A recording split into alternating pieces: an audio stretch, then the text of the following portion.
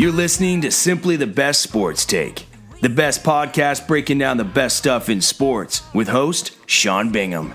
His takes are so good, he dropped the mic, but then you wouldn't be able to hear him, and that would suck.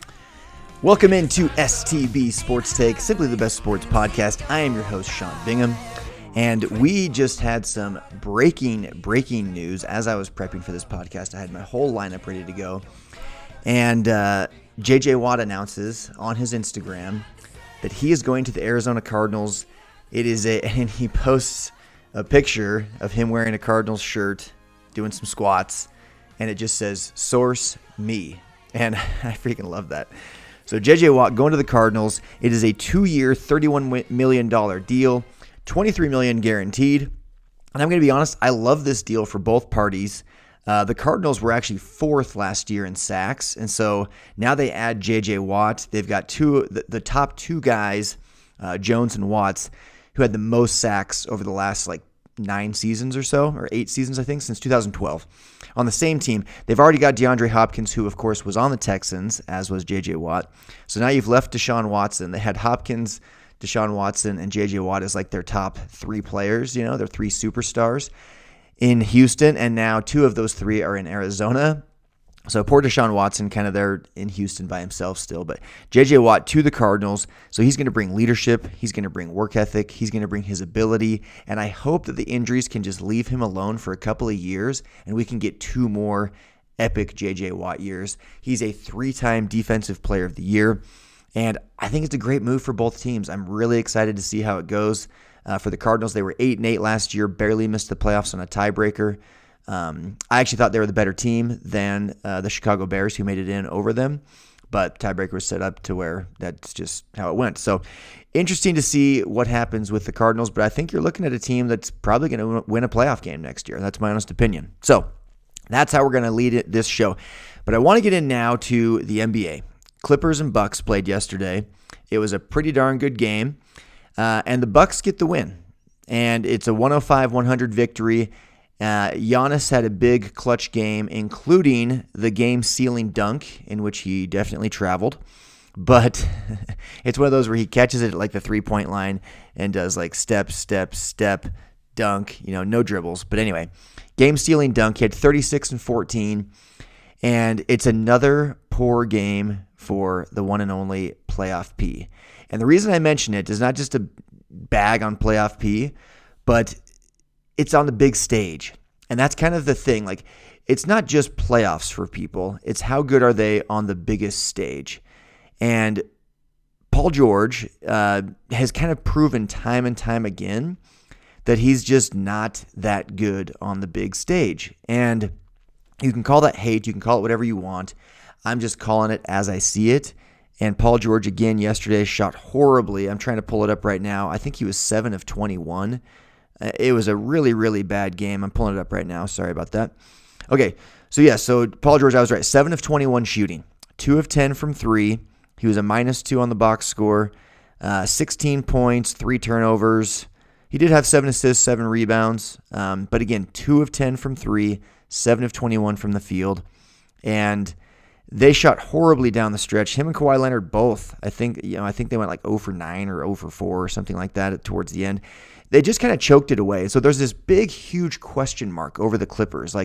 Last year, I was all on that Clipper train, thinking this is the team to beat in the West. And now at full strength, it's not even close in my mind. It's at full strength, it's the Lakers. It's the Lakers. And a big reason for that is not talent. The Clippers are not lacking the talent. They're lacking that finishing clutch ability. And they showed it yesterday against the Bucks. And it's a big win for Giannis. He needed that. So those are 2 teams to watch, the Bucks and the Clippers. Maybe this is the victory that the Bucks needed to kind of just really get going finally. It seems like they've had a pretty lackluster start to their season. But interesting to see what happens with them. And I'm still putting the Lakers and the Nets as the top 2 teams. I think that's going to be our NBA Finals, is the Lakers and Nets. But I do think the Clippers and Bucks are right behind them in the Western and Eastern Conference, respectively. Okay, so sticking with the NBA.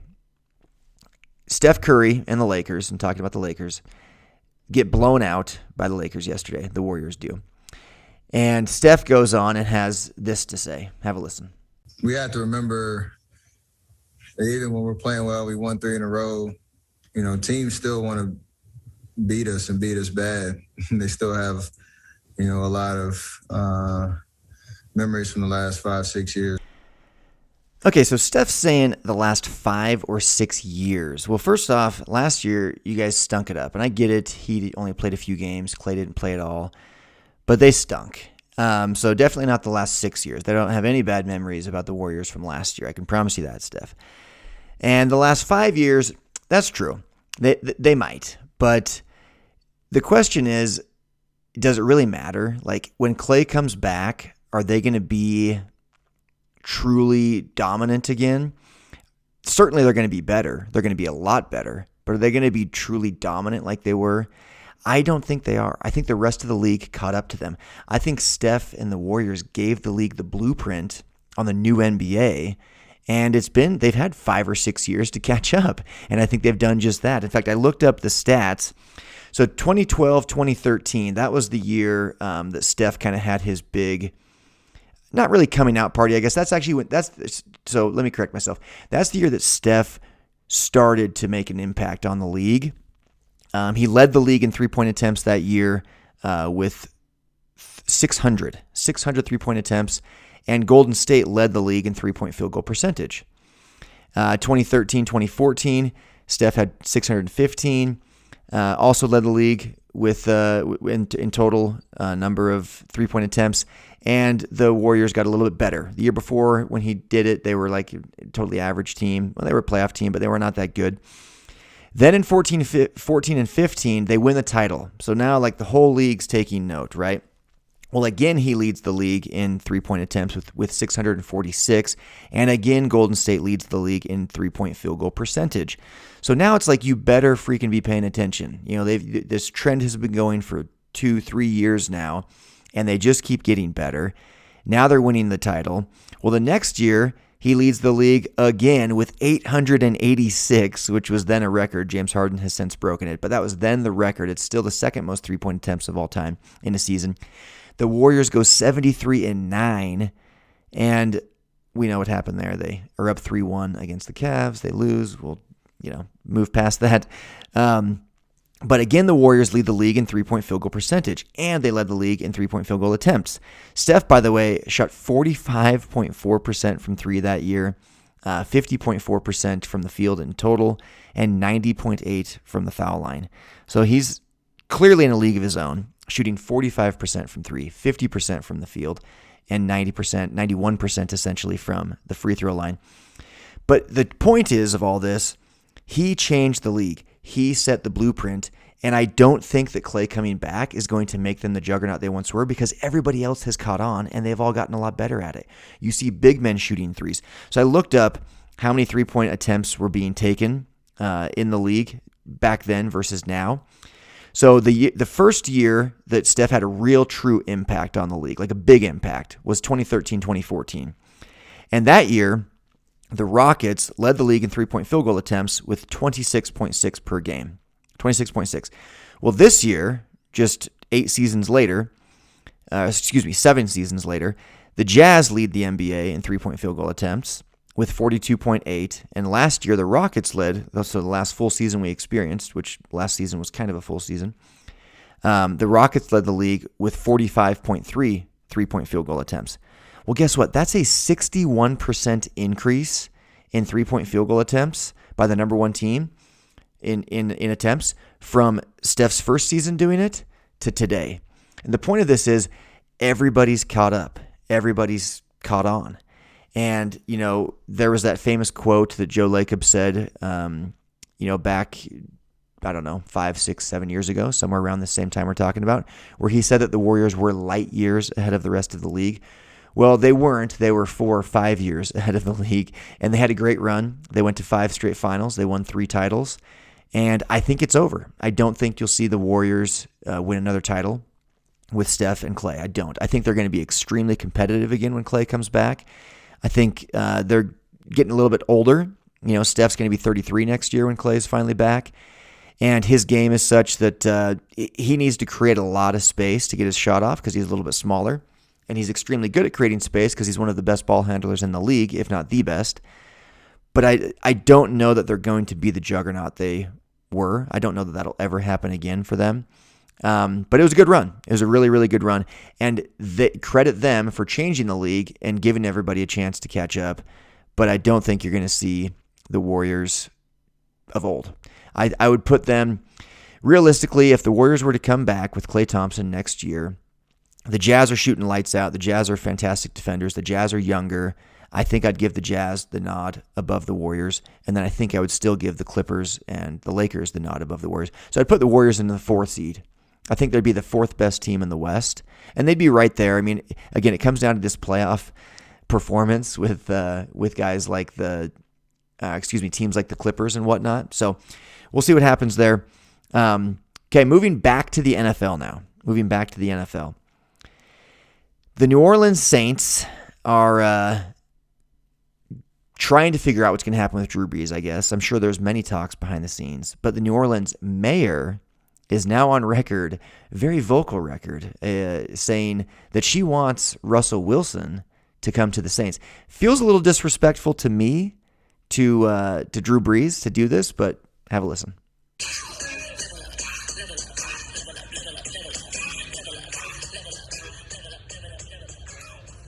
I've heard the rumors now, and I want to make sure that you understand that the city of New Orleans is a place for you and your beautiful family. I'm LaToya Cantrell, mayor of the city of New Orleans, and I know, Mr. Wilson, that you will be a great addition to the New Orleans Saints. And more importantly, I can see us in that number winning that Super Bowl championship once again. And what else I can see? The Mrs. Sierra Wilson herself on that main stage during the historical Essence Festival. Just wanted to stop in to let you know that we not only admire you, we want you. Love you, man. Love Sierra. Love your beautiful family. The culture of the city of New Orleans awaits you.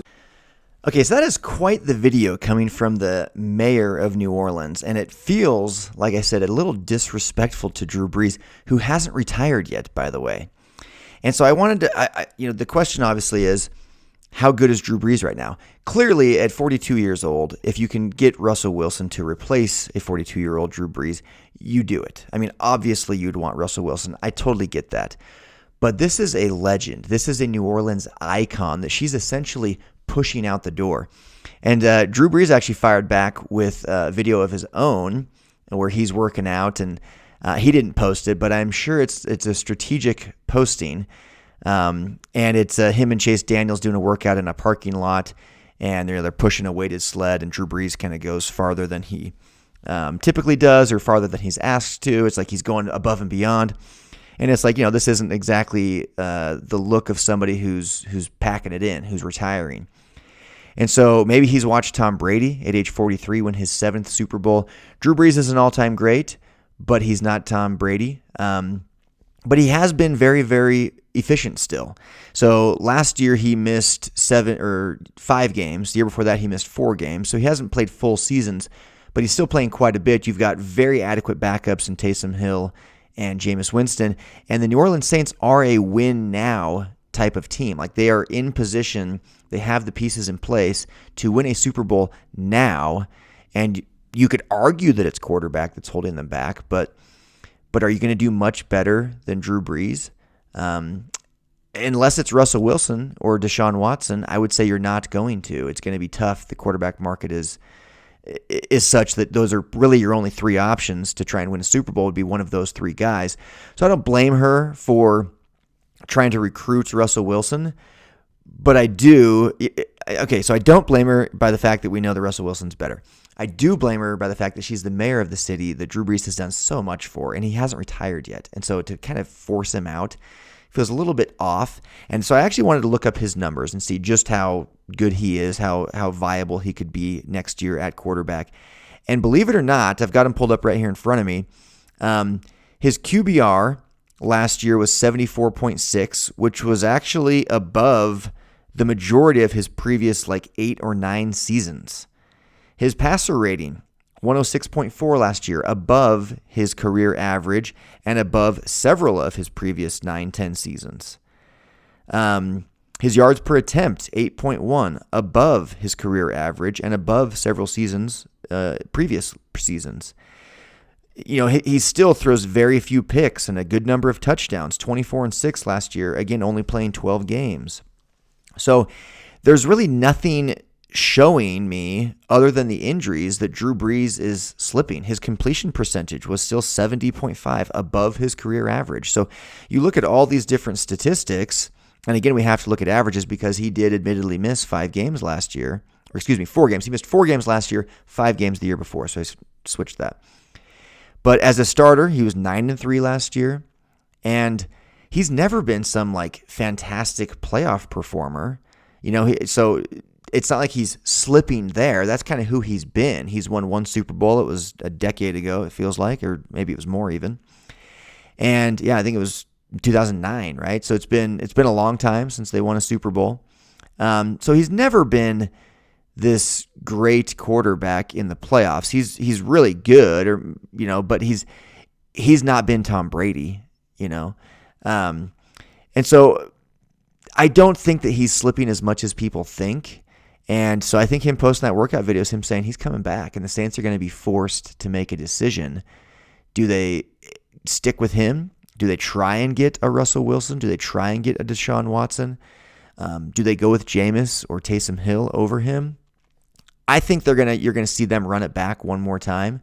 I didn't think that until this video was announced or released, and I actually think that this video is Drew Brees saying I'm not retiring, and unless the Saints can get a deal done for Russell Wilson or Deshaun Watson, you're going to see them run it back with Drew Brees because he still would be in a win now mentality. He's still the best option between Taysom Hill, Jameis Winston, and Drew Brees. And they can know that, hey, he's going to sit out a few games. Well, guess what? Taysom Hill went 3-1 as a starter last year. He'll gladly do it again.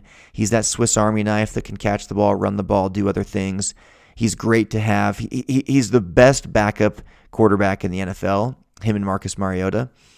And so, to me, to run it back with Drew Brees is probably what's going to happen for the Saints. And I think they'll be competitive again. They'll certainly make the playoffs again. I mean, last year they won the division. And so, playoff performance for Drew Brees has never been this shining star, but passer rating, completion percentage, lots of touchdowns, lots of yards, few interceptions. He's always done that, and he's still doing it. So he's not slipping like people are acting like he's slipping. Don't push him out the door just yet there, Mayor Cantrell. Cool video, though. Kind of fun. Okay, sticking it into the NFL. Funny story I had to mention. This will be brief, but there's a guy, and this is actually unbelievable to me.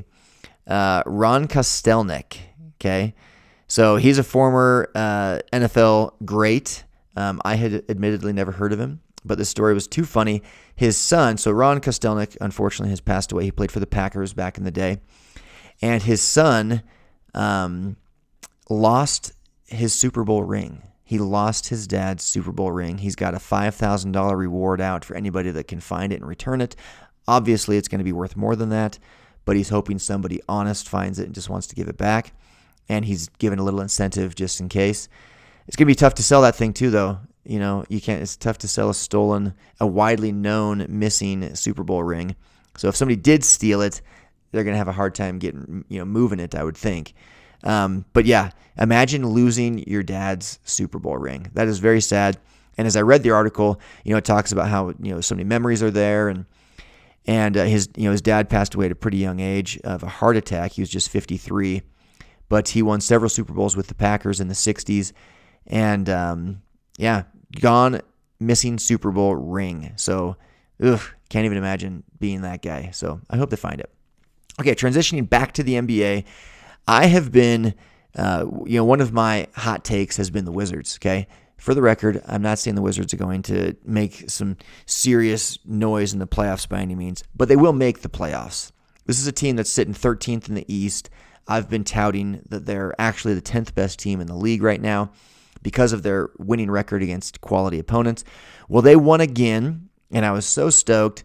to come on and beat my chest on that again. They beat the Timberwolves good by 16, making it 7-1 in their last 8.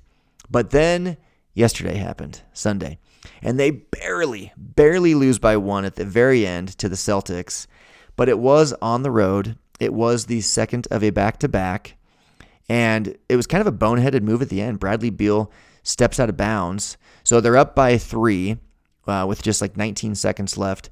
Celtics get a bucket, and then Bradley Beal just steps out of bounds.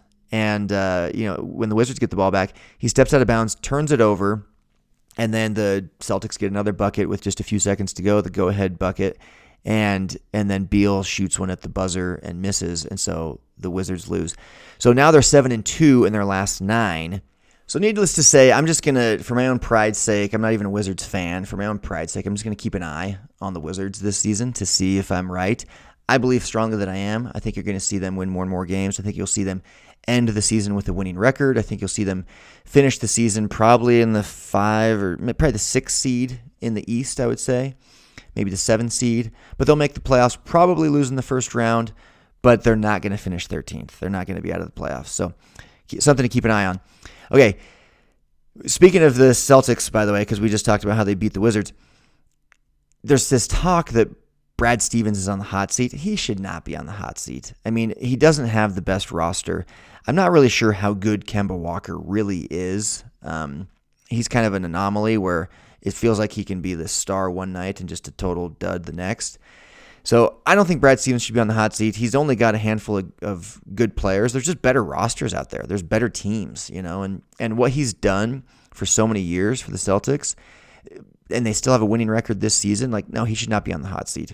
But they do need to look at their roster to see if it's really, truly competitive with those of the Nets. I get it. You've got Jaylen Brown. You've got Jason Tatum. You've got Kemba Walker. But is that really going to compete against the Bucks or the Nets or the Sixers? I don't think so. It's certainly not going to compete against the Lakers or the Clippers or the Jazz. So I think they have deeper things to look at. It's interesting to see how good Gordon Hayward's having of a season this year after having left the Celtics, which, by the way, Gordon Hayward is a genius. The guy leaves. The guy has consistently gotten max deals when he's probably not a true max player. He just has timed the market perfectly where he's the best player available, and therefore he can command and demand a max contract. But he's having a great season for the Hornets. They're floating right around 500. But it would be interesting to see how the Celtics would be with him back in the lineup at full strength, because they really never got him at full strength. It's kind of a bum deal all around. The guy goes there, gets hurt his first minute of his first game, misses that entire season, kind of a shell of himself the next season. Last season started to come back into his own, but also got some, played with some injuries here and there. And then, of course, you have coronavirus shortening the season and all that. And so they didn't really ever get a full look at what they could be with Gordon Hayward in the lineup. And I think you're seeing now with his play with the Hornets that they probably could have been pretty darn good. So kind of a bum deal there. Okay, next story in the NBA. Brandon Ingram recently said, and I quote, well, actually I don't quote, but he said that Zion Williamson is the first teammate he's had that is as talented as him. What? Does this guy forget that he had LeBron James as his teammate? I mean, this is so dumb. So dumb of Brandon Ingram to say, who is Brandon Ingram? Yeah, dude, you score a good amount of points. You've never done anything in the playoffs. You've never even made the playoffs. You've never been an all-star. You've not done anything. And so to sit and say, I've got my first teammate as talented as me. No, he's better than you. Zion Williamson is clearly better than you, clearly has a brighter future. Any GM in the league, any coach in the league, any player in the league would agree with that. You're a great player. Actually, I take that back. You're a really good player by NBA standards. You're not a great player. And Zion Williamson is and will continue to be. And please don't forget that you had LeBron James as your teammate. I mean, come on. You had LeBron James as your teammate, and you're saying Zion Williamson is the first teammate you've had that was as talented as you? Ridiculous. Okay, last thing to wrap this podcast up. Ben Simmons, congratulations. He hit a meaningless three-pointer just before the buzzer. It's his second of the season, his second three-pointer of the season, fourth of his career, and the Sixers lose to the lowly Cavs. So Ben Simmons is a very interesting player. I get that he's 6'11". I get that he, has good numbers. He's like a 17, 10, and 7 kind of guy, something like that. But he's in his fourth year, okay? That's his fourth fully played season. It's his fifth year, really, because he had that fake rookie season, which was his second year, because he didn't play any games his first season. So we'll call it his fourth season, even though it's really his fifth, because every other player in the league, when they have an injury that makes them sit out, it still counts as a season if it's middle of their career, because it's like you were on a roster, you were getting paid. But anyway, don't let me go there, because Donovan Mitchell was Rookie of the Year back then, not Ben Simmons, who was in his second season. Real quick, I got to digress. Think about that. The guy had a full-time job to just be an NBA player for an entire year, NBA facilities, NBA coaches, NBA trainers, NBA teammates, no distractions of college, no distractions of, classes or anything like that. His sole purpose, no distractions of work. He had plenty of money, making millions of dollars. His sole purpose in life was to get healthy and get good at basketball. You can't tell me that he didn't have a gigantic advantage going into the next year than all of the true rookies that came in that year. So Donovan Mitchell, congratulations, Rookie of the Year. So Ben Simmons, I'm looking at him. His stats have been the same. Ever since his fake rookie year, his stats have been nearly identical. He's still just a 16, and I'm going to look it up so I can get the exact numbers because that seems to be the smart move. But he's still just like a 16, 10, and 7 guy. He's shooting the same. His free throw percentage has gone up by 10%. I do remember that. Okay, so I got his thing pulled up here. So Ben Simmons, his fake rookie season, he averaged 15.8 points per game. This year he's averaging 16. So literally no improvement there. Turnovers, 3.4 his rookie season, his fake rookie season. 3.3 this year. No improvement there. Steals, 1.7 his fake rookie season, 1.6 this year. No improvement. Rebounds, 8.1 to 8.1. No improvement. 3-point field goal percentage, horrendous his entire career. The guy can't shoot. Field goal percentage, 54.5 his fake rookie year to 57 this year. Basically no improvement. Assists, I think I skipped those. Assists, 8.2 his fake rookie season, 7.9 this year. Essentially no improvement. He's literally the exact same player. He can't shoot. He hasn't gone up in points. He hasn't gone up in assists. He hasn't gone up in rebounds. He hasn't gone up in steals or blocks. He hasn't gone up in his ability to shoot the ball. He's literally only improved on his free throws, and he still is horrendous at 66% as a point guard.